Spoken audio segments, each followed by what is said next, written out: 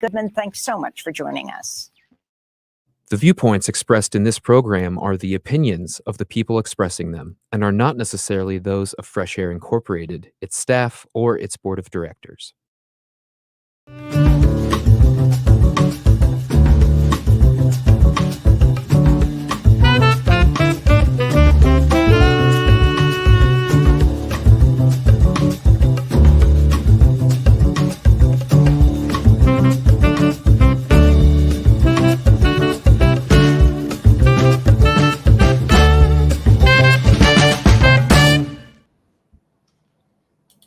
I'm Al McFarlane. Welcome to the Conversation with Al McFarlane. I'm glad to be here and glad to have you along as well. Today is Tuesday, May 9th, 2023. What a beautiful day. We're about due for some joyous weather, and I think we got it looking at us right now. And we're looking at it, and hopefully you all and we all can get out and enjoy the weather. Well, got a great program, one that I have been looking forward to. We did a version of it earlier. But this is the one that is going to be live to the radio, and we'll be sharing it across our social media platforms as well. I'm pleased to have in today's program, I'll introduce him in a few minutes, Dr. Mahmoud El-Kati, one of the great historians, thinkers, writers, humanist, and philanthropist in our community, a light, and you'll enjoy the conversation. I always say that like everybody else I know, we feel just enlightened and blessed to listen to Brother Mahmoud El-Kati share his stories, his vision, his thought, his analysis, and his passion about ourselves, our people, about culture, about the world, and about he brings us the power of love in the world. Well, before we do that, let me do a couple of things that I call hot topics, kind of things that are on my mind. One of them, local, one national.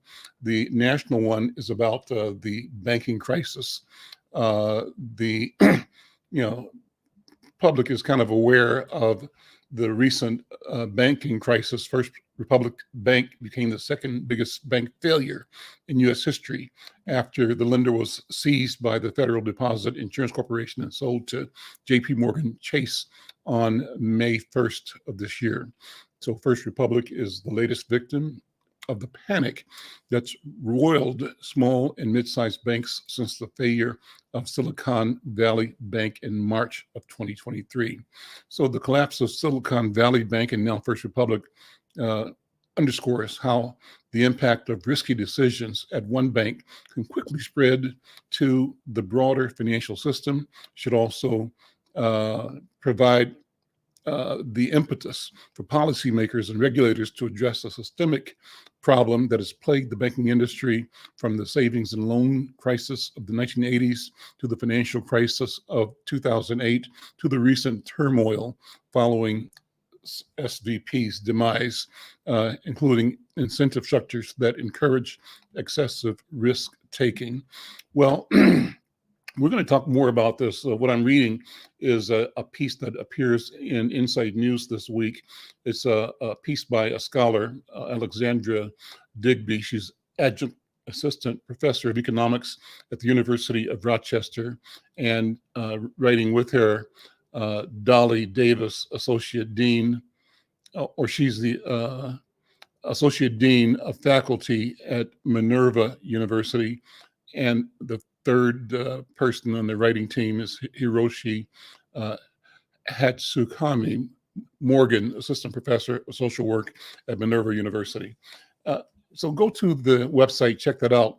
I wanted to call that to your attention because on Thursday, we're going to be presenting a discussion on the impact of banking on our community, but more on the impact we can have on banking.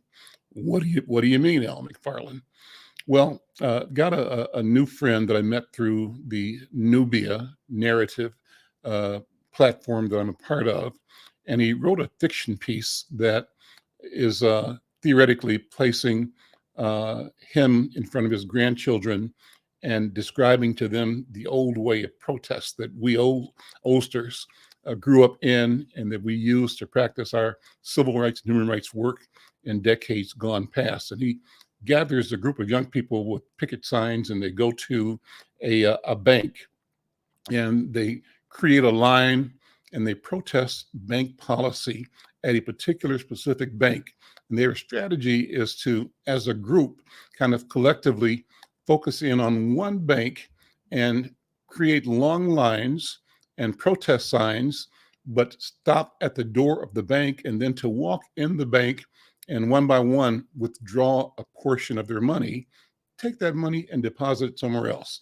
The idea is that you create public curiosity. And when the media come to you and ask why all of you are here protesting or picketing, what are you complaining about? You say that you have no confidence in the banking system. And they ask it 4 or 5 different ways. Your answer is the same.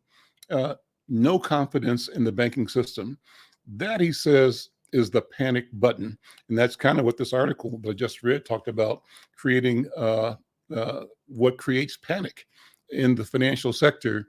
And that's what the billionaires, my writer, is saying are afraid of. So how do we come up with a strategy that's rational, that's practical, that's teaching, that is demonstrable, that leverages our small dollars in the public fishbowl, public arena, in a way that we can create the possibility of a concern that is massive and broad about banking practices or economic practices or political practices that threaten the economic stability of the system unless we get the change we want. So that's going to be a good conversation. That'll be this Thursday. The second hot topic today is one that is close to home. And unfortunately, this is a story from the Associated Press by Trisha Ahmed.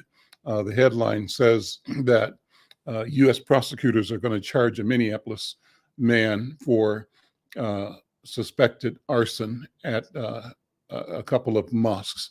The story says a man suspected of setting fires to Minneapolis mosque was indicted Thursday last week on federal charges of arson and damage to religious property, while investigators look into a series of crimes targeting Muslims and Somali Americans. This man, Jackie Ram Little, 36 years old, was indicted by a federal grand jury for the April 24th fire at the Masjid al-Rahma Mosque. Authorities are also investigating him as a suspect in the fire that damaged the Masjid Omar Islamic Center inside a Somali shopping mall on April 23rd, as well as the January vandalism of U.S. Representative Ilhan Omar's Minneapolis office and of a Somali American police officer's vehicle, among other crimes. That all according to U.S. Attorney Andy Lugar. Lugar's statements at a press conference last week. Well, that's enough to think about, and I always think about what it means. It seems like there's an escalation of vitriol, escalation, a brazenness of anger and I don't know the right words for it. We'll get into that, but there's more of it, it seems. And there's 2 ways to look at it. And I take this from my guest, Dr. Mahmoud El-Kati.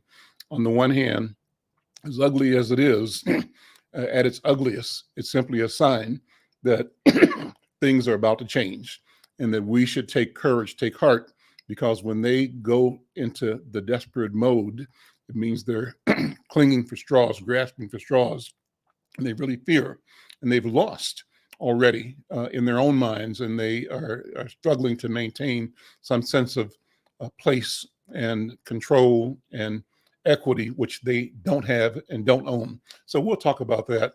Let's bring in Dr. Mahmoud El-Kati. I wanted to start by saying, Brother Mahmoud, as always, good to see you. Thank you for being here.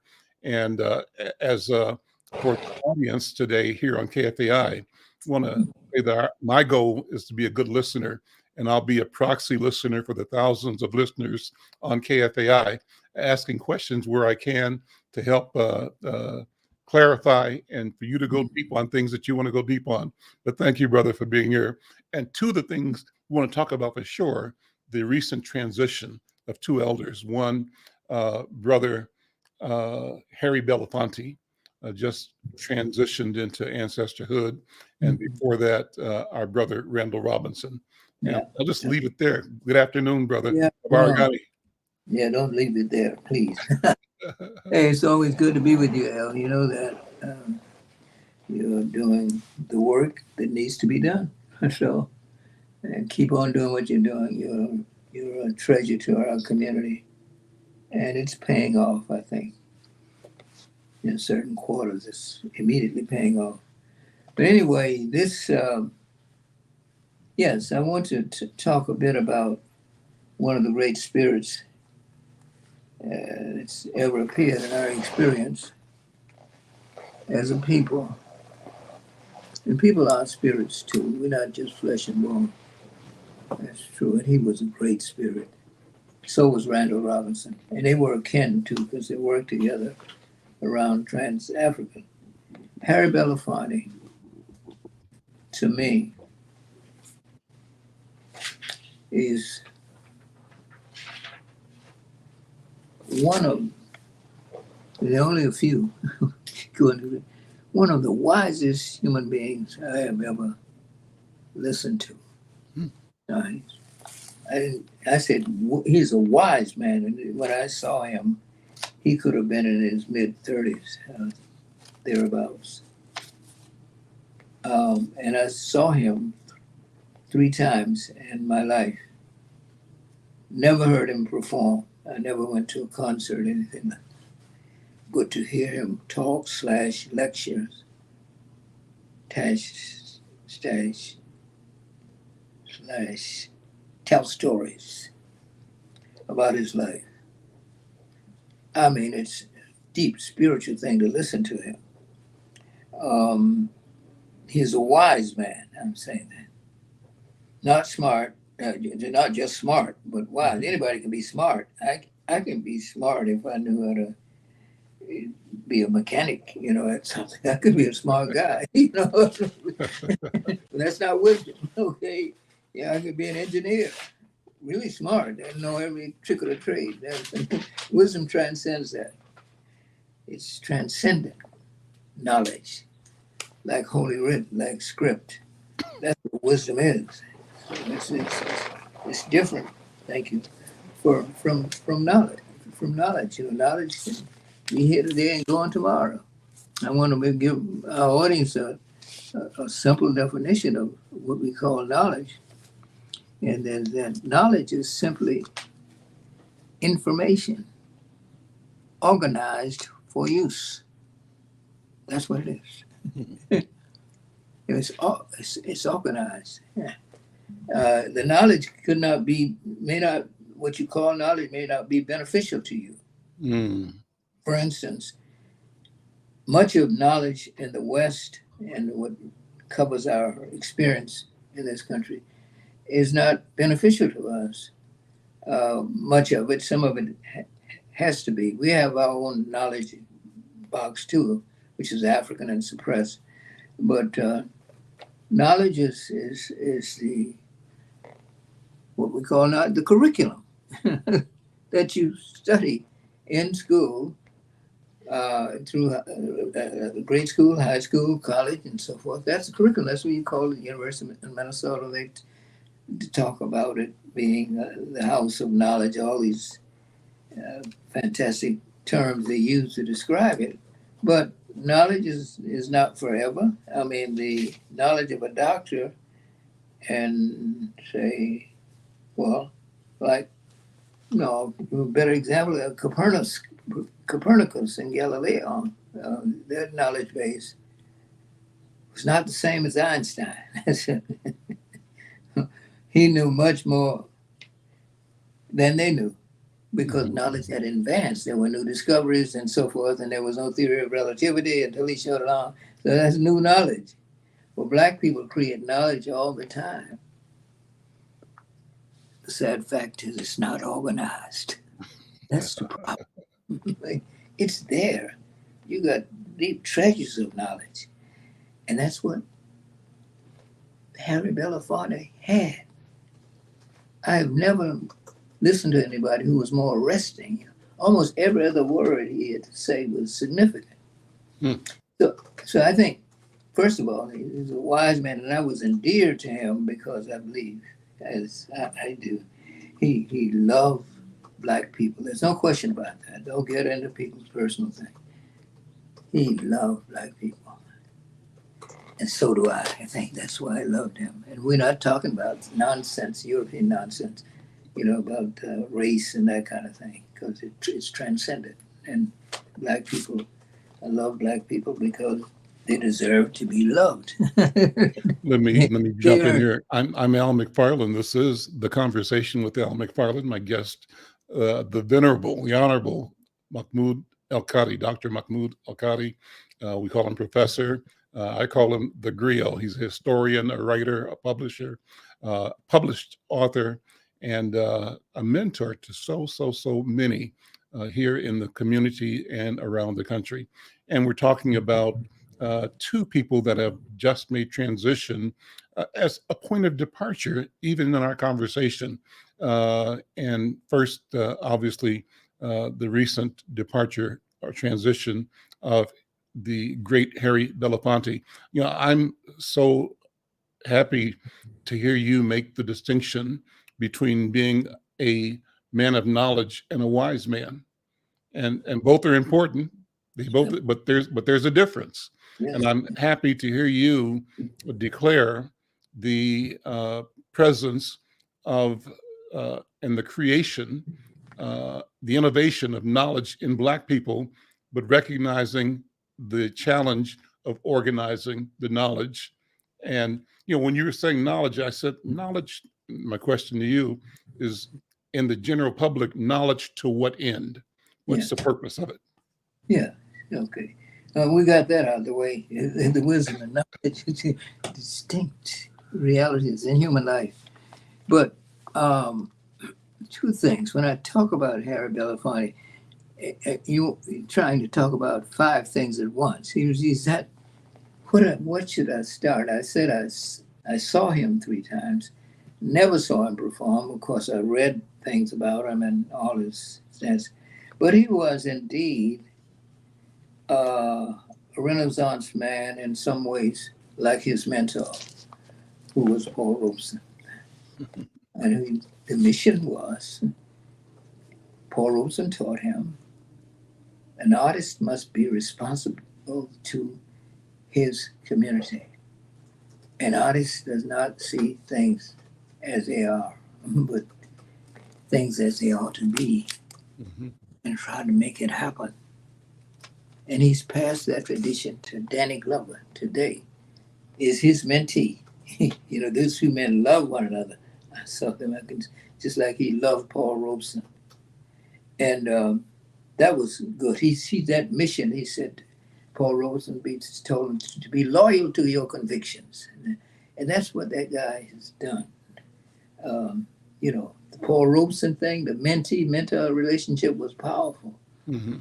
And he carried it out in his life. He was an artist because Robeson told him, you got to be responsible to your community. And he's done that writ large in multiple ways. So then I like to, little niches. I'm going to talk kind of, here and there, and Sure. snatches of stuff. It's Sure. a theme, but there's so much to talk about this guy. And he's such a beautiful man. And another person I've got to mention in conjunction with him is Sidney Poitier, because they're comparable and super. Sidney Poitier was smart. Mm-hmm. Okay. But he wasn't quite wise like Harry. I mean, he was a brilliant guy, And they came from scanty backgrounds. Let me say something about he and Sidney. They're both island boys. Thank God for island boys. Black Americans on the mainland, that's all we are. On the mainland. This is the islands, and we're on the mainland. There's no difference. Okay. These island boys. Two of the greatest spirits that ever appeared in American life and theater and movies and stuff like that. But they have They have very arresting backgrounds. Most people think Harry Belafonte was born in Jamaica.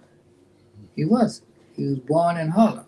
He's a Harlem guy. Then he went back. His mother took him back to Jamaica for a number of years, and he came back when he was about 10 years old. And then, so he's a New Yorker, you know, and a Jamaican background. He has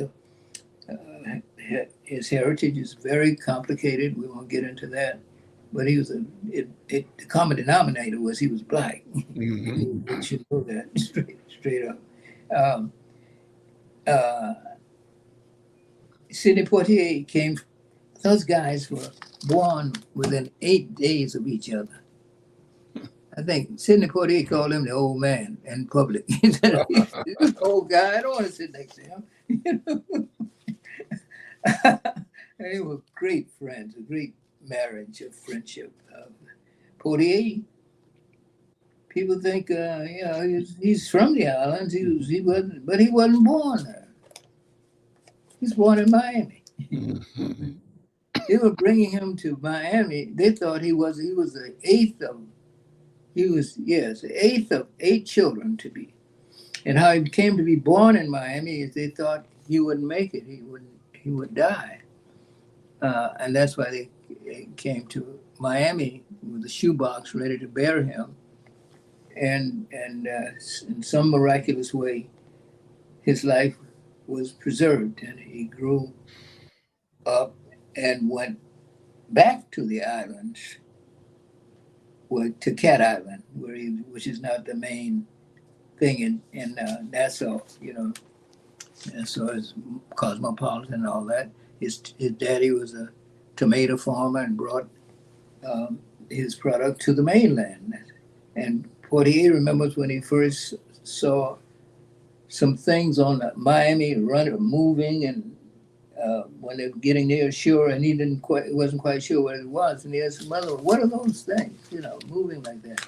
He said, "Those are cars, automobiles." He was 10 years old before he saw an automobile. You didn't know what it was. That's it. That's amazing. But anyway, these two spirits, they grew up together. They were both mentored by Paul Robeson, but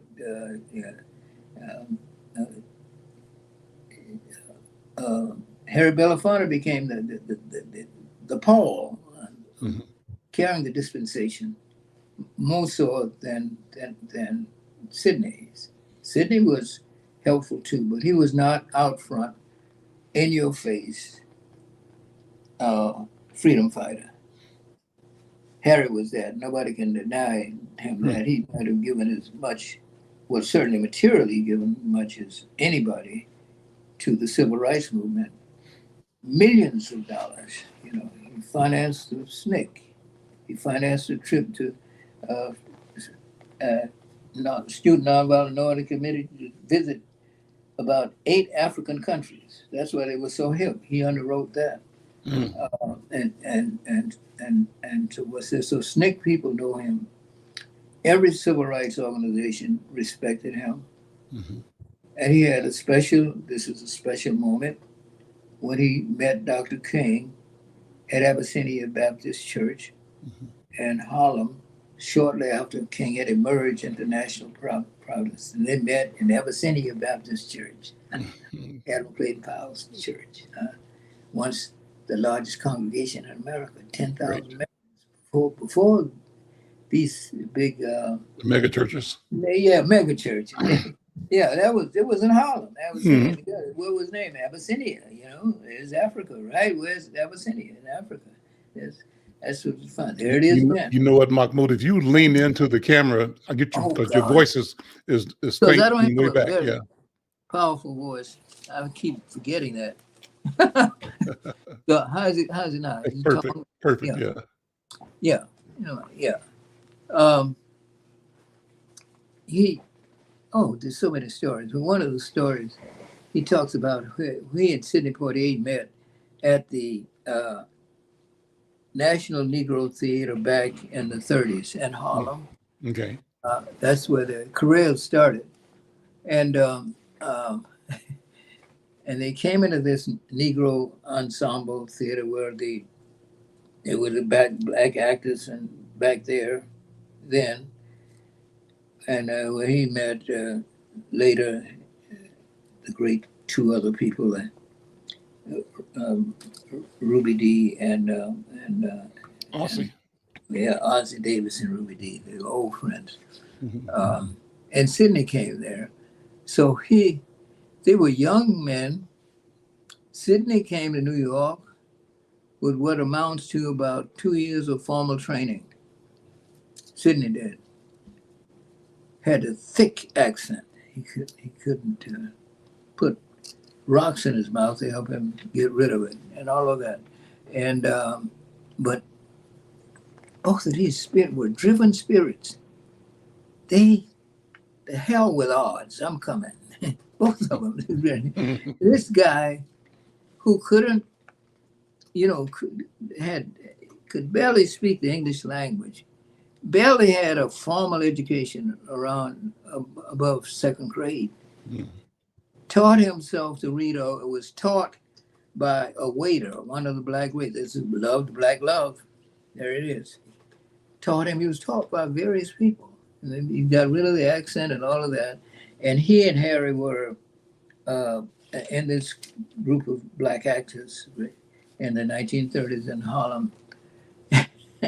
And they were, Harry Belafonte said when he first saw him, before we became friends, he saw him, he was in the lineup, to get a shot at acting. And he said he looked at this guy, he said, what makes this guy thinks he can be an actor? he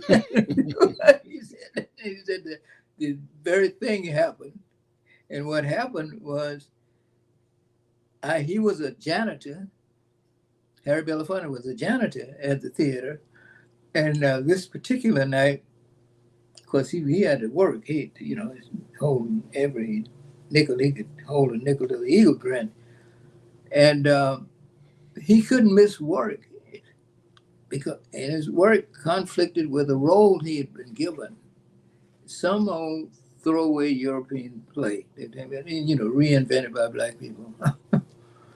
And so he said, I can't do it tonight. He said, his manager, I got to work, about to have a family and stuff.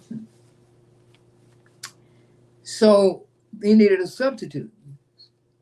So Sidney took the part. And he said, at the same time, Hollywood was looking for a Negro actor. This is real. Mm-hmm. And they were in New York, Sleezek and all of those guys looking. And they came to this Negro ensemble, this theater, and Sidney substituted for Harry. And in this little throwaway European play. And Sleezek, or whoever the great Hollywood man was, took Sidney to Hollywood. That's his gig. And to Sidney to Hollywood. Now get this. The first movie that Sidney made was called No Way Out. I remember that. I was living in Miami then. It was in there. This is in 1950.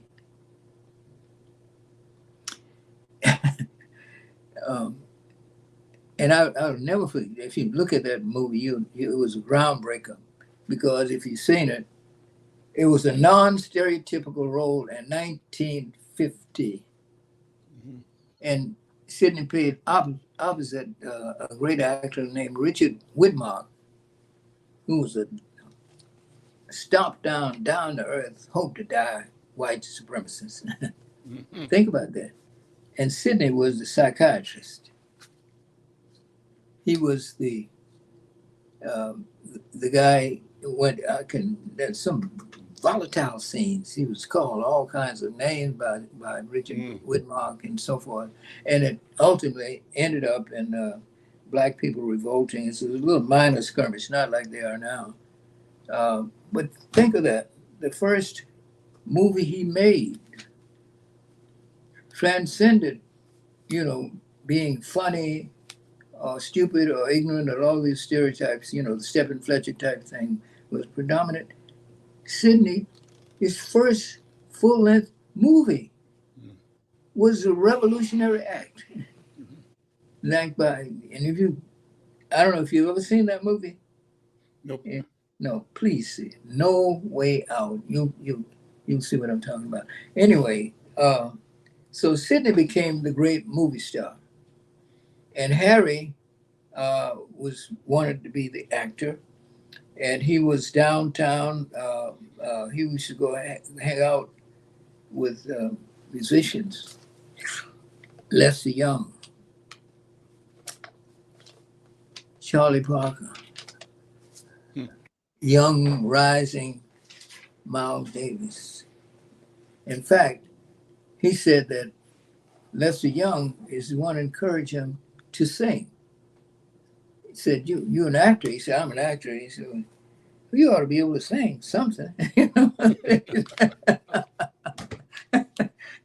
And so he started out in the little clubs. He once fronted the band led by Charlie Parker. And they were like a brotherhood. He loved those musicians and so forth. This is what led him into music. First, he was doing these little American things. Mm-hmm. And then as he grew, he thought about his background, his Jamaican background, and the music that he heard there, and all of that. And he was kind of dancing in some of this stuff, all of that. And then he just discovered, his Jamaican heritage, the songs he heard when the banana boat and all of that, man. And then he affected it. He was a Jamaican, got rid of his accent, got it back. Mm-hmm. Everybody knows the banana song. You can't be on the planet and not know that song. You can't. Not because you do. And he put Caribbean music on the map. Yep. Pre Bob Marley, as great as he was. Yep. Harry was first. Yep. He had everybody. The whole world. Yeah. Like, yeah. Oh, they're going there. And yes. He was such a charismatic. I mean, he was charismatic. He had the charisma on TV and on film. Yeah. He's a first multimedia star. Mm-hmm. Yeah. Stage, screen, television, performance, radio. The first one. He's the first artist to sell 1 million albums. Mm-hmm. Think about that. It wasn't Bing Crosby, Frank Sinatra. It was he in the 1950s. And he spun off of the idioms from Jamaica into other forms of music, to Negro spirituals, and so he embraced that and everything. He was a monster. His Deo song, as I think about that, reminds me, the next iteration of that for me was Miriam Makeba singing, what was her song?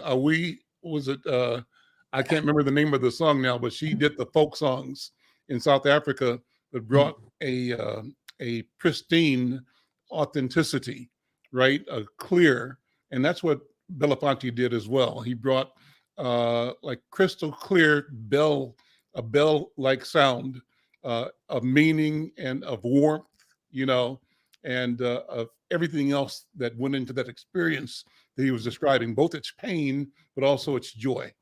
Mm-hmm. Yeah, well, he introduced Miriam Makeba to America, and of all places, in Atlanta, Georgia first. Okay. That's where they did it, in Atlanta, Georgia. And then she had a huge following among Pan-Africanists with the boot dance on Ed Sullivan Show. We couldn't wait. She appeared on Ed Sullivan Show at least 6 times. That's before Olatunji Babatunde and his Drums of Passion. That's my friend. He's gone too. But he introduced drumming. Yeah, spread, after everybody's seen Babatunde. And I might say Babatunde was a friend of the way, North Minneapolis, Mhm. who visited there with us, and we became friends. He's a Alantunji Babatunde and his drums of passion. And A side story, Gary Hines was on here talking about how he was walking across some plaza, I think in Ghana, and Babatunde was there, or maybe he was somewhere else, but he had met Babatunde, I think, from here, right, at the way. yeah, And Babatunde remembered him and said, "Hey, you're the same guy." So that's small world. small world. Yeah, yeah. But there's so many stories to tell about Harry. Well, the thing is, he was a movie star. You know, he played in that movie called Island with John Fontaine, where they never lovers who never touch one another. Yeah, Island in the Sun.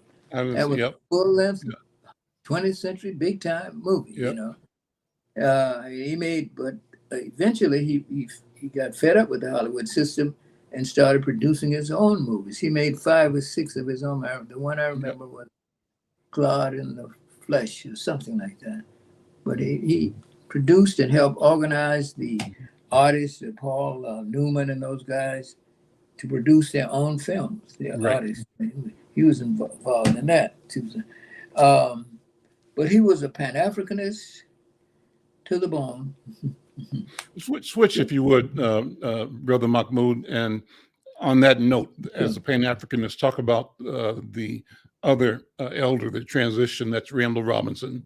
And I think another significant spirit and mind and a presence that remains with us forever, I believe. But what are your thoughts on his contribution, his work, his life? Oh, they were friends. He was a founder and supporter of Trans-Africa, which was founded by Randal Robinson, and they worked together on a number of issues. And I'm convinced, I'm sure that Harry was also on the board. And again, raise money. He raised money for everybody. Everybody. You know, and Trans-Africa had a good 20-year run. You know, Randal Robinson, we had him here as a guest, if you remember, at Lucille's Kitchen. Right. Yeah, eat that. It's gone. Yeah. Good piece of history. But and we had him here for 3 or 4 days. Randal Robinson. He was a gentleman, a very imposing man, and I guess you could say scholarly. If anybody can you be scholarly looking? You know, he's got. And he was a good presenter. He dressed the McAllister audience there. We introduced him, and he put Randal Robinson is important because he put the reparations question back in the ball game. Is it with the book, The Debt? This is what we're talking about. This is 20 years ago. The debt was and it's still one of the best things I've ever read on reparations. And he even outlined how he thought reparations should be. It shouldn't be individualized and everybody get a $40,000 check. He said, no, you know where that's going to end up. It won't progress. We make no progress. He said, no. It's institutions. He said, we got to build economic institutions, educational institutions, healthcare institutions, anything that contributes to the uplift of the whole people and not individualized checks, because that's not going anywhere. We got to build some banks to put the checks in. So I still think his is the best plan. And other people have good plans too, I'm saying, but because that's what it's about, man. We have enough knowledge and all of this backgrounds that other human beings have. We are older than most nations in the United Nations as a people. Black people in this United States been together longer than the 203 nations, United Nations. It just happened. You know, Bangladesh, that just happened. They're not as much, they don't have as much experience of togetherness in culture and language and music as as most of those nations. And I remember teaching in a class at McAllister when I was talking about explaining people to when the Bangladesh thing was happening and how Bangladesh had to come into being and they were fighting for the nationality and so forth. And I had a student in there who I thought was Bangladesh. And she said, Professor, you got to understand, I'm not Bangladesh. That's artificial. I'm from the bamboo people. That's a part of, again, Bangladesh is a state, like the state of the United States in Washington. That's a state. A nation state is what the United States is. It's not a genuine nation like Native American nations, which is created by history. Nation states are created by, it's artificial. It is created on paper. Why the United States is among the youngest nations in the world with the oldest written constitution. That's most states now have written constitution. Came after it. But we are older than the United States of America. If we talking about before the Mayflower or whatever you want to talk about, 1619, that's before America was invented. We were forming a national consciousness under slaveocracy. And you can tell of people who are people, really are people, by their music. By the oldest, and I'm going to leave out our indigenous brothers and sisters because they were put out of the state. Their land was taken away from them and carved out of 13 colonies and put them on something reservation. Reservation has nothing to do with Native American culture. Right. And they'll be the first to tell you that. So we're talking about Black people who are trapped in a nation state, not a nation created by history and culture, but an artificial nation which is imposed over land. And this artificial creation was created between the Atlantic and the Mississippi Valley. The 13 colonies became a nation state, and it's written on paper. Well, what I'm talking about now is the kind of things that Harry would be talking about. He would explain all that kind of stuff. I mean, how nations are formed, how they relate to one another and all. I mean, he was a wise man. I'm telling you, way beyond being smart. I hope y'all get that right, because we have a lot of smart Black people. Let me tell you that right now. I've been around them. I'm telling you, most of my life, my adult life, I've been spent around very smart people, And that took a long time for me to make a distinction between being wise and being smart. Yeah. But it's gift. I mean, we got so many gifts and so much, and the thing of what we call American music. It's nobody smarter. We want to do it over and over again. Any innovation, we make it. We change American culture through our music. Everything, you can call it whatever you're talking about. Ragtime, you're talking about Black people.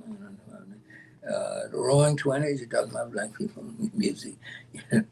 Swing, you're talking about Black people music. Bebop. Rock and roll, bebop, you're talking about Black people music. All of it comes from Black folk. Now, don't throw a bottle at the screen, some white supremacists, because you control by. This is what you got to face. That Black people in certain ways are more American than anybody who's been president. Their roots are deeper.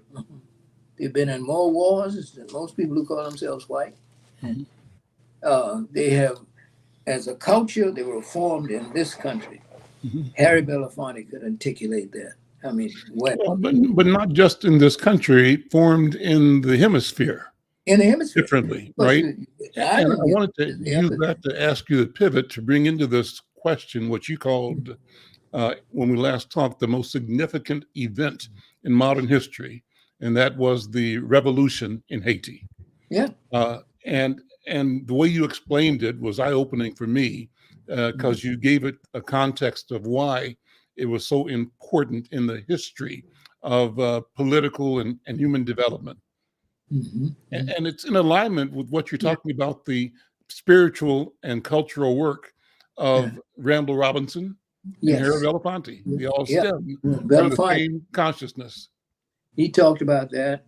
And of course, Randall was viscerally tied to the people of Haiti. You know, he gave his life to the people.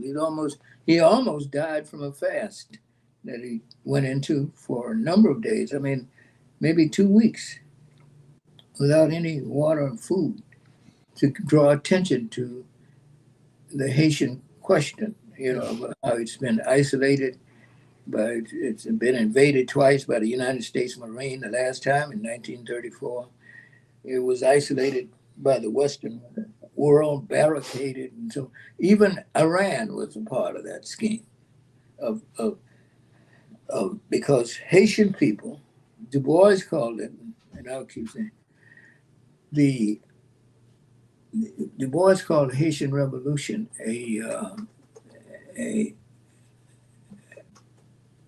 anyway, amounted to, and don't have the right words, but it's an insult, or it's unforgivable blackness. That's what they called Haiti, because it had beaten the most powerful army in the world, Napoleon, a white army. When white supremacy is almost unmatched at its peak of conquering people and making everybody bow and speak their language and so forth, the Haitians stopped that and created a democracy. So it was certainly a genuine revolution.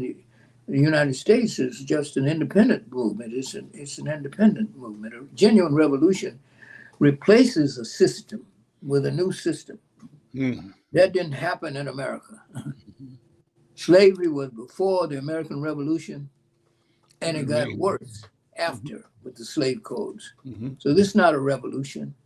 America, they got the right dates, call it Independence Day. It's independent from British monarchy. But it's not a revolution. A revolution is a complete change of one system to another. Like Tsarism in Russia was replaced by what? Communism. You have Mao Zedong, put down the old guard and brought in a new guard under communism, and it happened in North Korea, and 90 miles from home, it happened in Castro. He put the gangsters and the mafia out of Cuba under Fulgencio, who was a crook, partner, everybody. Afro-Cubans couldn't do anything before Castro but dance and sing and shine shoes. It's not what it should be now, but I credit Castro for this. When Cuba gained when the revolution came, this is revolutionary language. He said, I want everybody to know that Cuba is an Afro-Latino culture. Because that's what it is. We call it Spanish. Colombia, Venezuela. My daughter just got back from Colombia because of people on the islands there. She's hanging out with them. But so and revolutions rename things. You see, you name things. That's what was so scary in the 60s, and Harry was a part of this. And the Black people made a transition that I don't think they realized how important it was psychically, mentally, when the movement from being a Negro to a Black man to an African American. That is significant in the process of revolutionary change. That's just, I'm not a Negro. No Negro live in Africa. They're now, and they've never been, and we don't hear anybody. And the Native American has told me over and over again, I'm not an Indian. I'm Choctaw, I'm Chickasaw, whatever. That's who I am. Some language, land, so forth. Can't name me an Indian, especially if they're named Indians and they're not in India. Right. Yeah, very, very, it's very recent in history, human history, that people have named land People have named themselves after land. Now, you look at the nations in Africa or the Native American people here. They were, the Arawaks were the Arawaks, and it's a land at the islands, and you have the people in Haiti were a different landform. Oh, and when Jacques Dessalines came to the fore, he gave Haiti its original name. Because when the Spanish conquered it, they called it Hispaniola.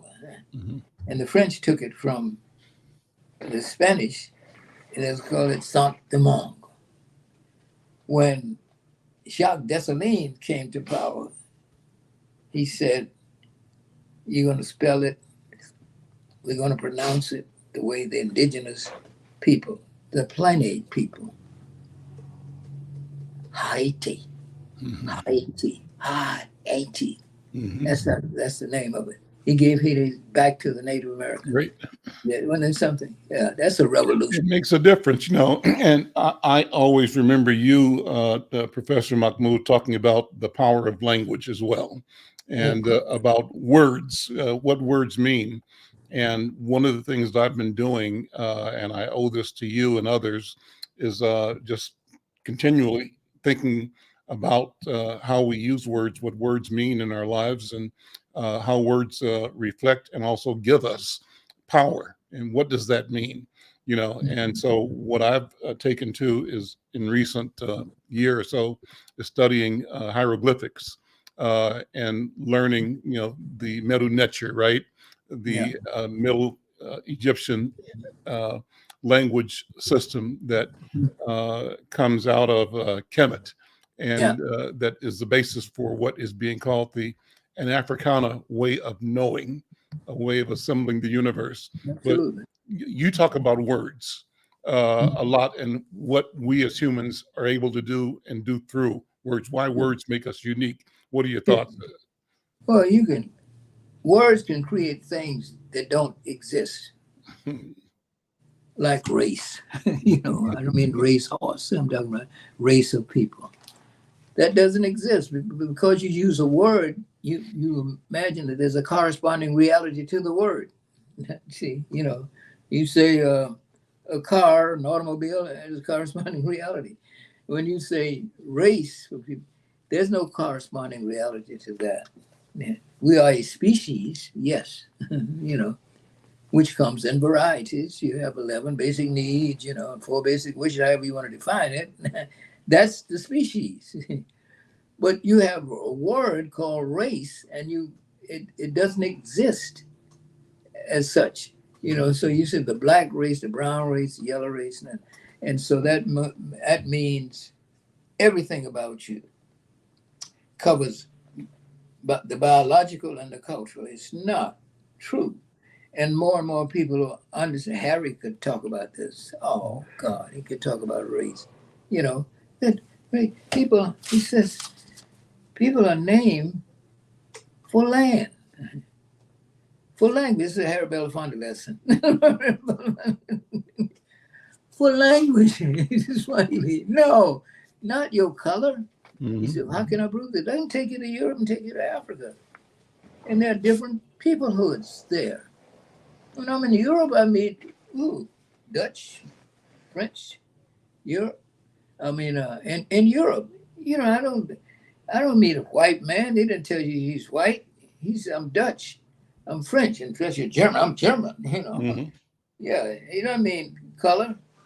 There's no white language. There's no such thing. There's German language. There's Irish. There's Anglo-Saxon. But there's no language. See, that's what I mean about myth and race. And the thing about a myth is it can be just a little bitty thing, a fact. And because of that fact, you can build mythology, things that are untrue. Why you look at me and say I'm a black man. Everybody, you can see it's black. Well, automatically, you start with the intellectual, you say, well, he's dumb. You took biology and imposed it over culture. Well, that I'm black is a biological fact. but I can speak any language any human learn to speak it, any human being speak, and I do nothing, and my color won't change. I could speak Chinese. You know, Paul Robeson, for instance, mastered 20 different languages. Yeah. Right? You think, okay, he could speak in Chinese, several of the Scandinavian tongues, all the major Western languages. Paul Robeson could speak them in fluently sometimes. Mm-hmm. And some of the Slavic languages, he could do the phonetic thing. You know, he's massive, same color, black man. All these things. Those are cultural realities. Sure. That culture is learned behavior. You learn to be who you are through the people around you. That's what culture is. Some people think culture is race. Race ain't culture, and culture ain't race. One is a biological fact. The other is learned behavior, and it's shared from generation to generation. That's what makes a Black American different from other people. You know, I'm an African person. I'm African by roots, and people ask me, well, where are you from? Well, originally or previously? Where do you want to go? You know, one of the words that I always use when I'm talking about you, Professor Mahmoud, is the epiphany when I heard you at Lucille's Kitchen talk about the word remember. And you broke it down. You said, you know, we all say, remember this, I forgot, I remember, if I got to remember. But what about remembering? Remembering as in putting back together that which was dismembered. Dismembered, yeah. Gives you a whole new way of looking at the world. And you look at then our culture, our history, our story, our narrative, intentionally dismembered. And now we discover the capacity to remember, to build again that which was lost, decimated, attempted to be destroyed, but it has a resilience and a life within it that is unquenchable. That's what I think.